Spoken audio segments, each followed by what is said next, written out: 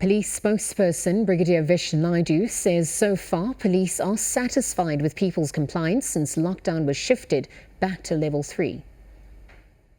Well, we have been doing compliance visits for even before the adjusted level 3 lockdown regulations were imposed.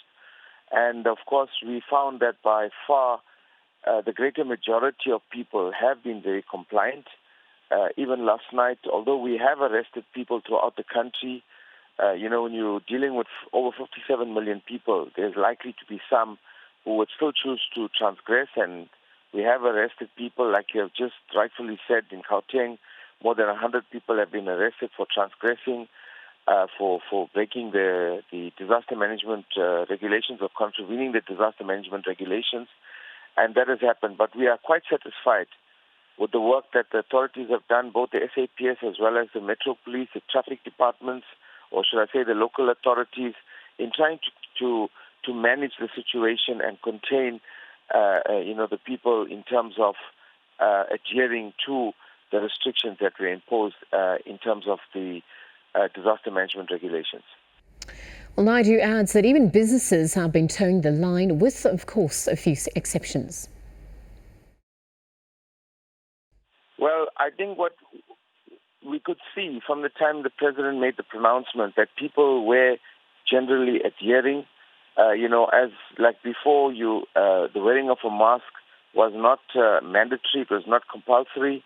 But since the president made a pronouncement to say that it will indeed be a criminal offense, people will be liable to a fine or 6 months imprisonment or even both, then we found that people were compliant. And then we looked at all the other restrictions that were imposed, the dealing of liquor. We went to various taverns, popular ones, mostly taverns, on and off consumption liquor outlets.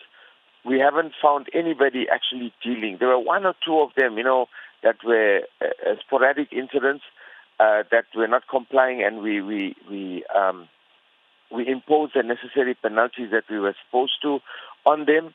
And then when it came to the New Year's Eve celebrations, we looked at all your, hotspot areas like your Long Streets, your Florida Roads, your, Joburg Central, and we just conducted patrols. We identified areas, we just patrolled the areas to make sure that in fact nothing was going on. And it turned out that people have complied, and by far the greater majority of people, confine themselves to their homes and accommodations wherever they were supposed to be.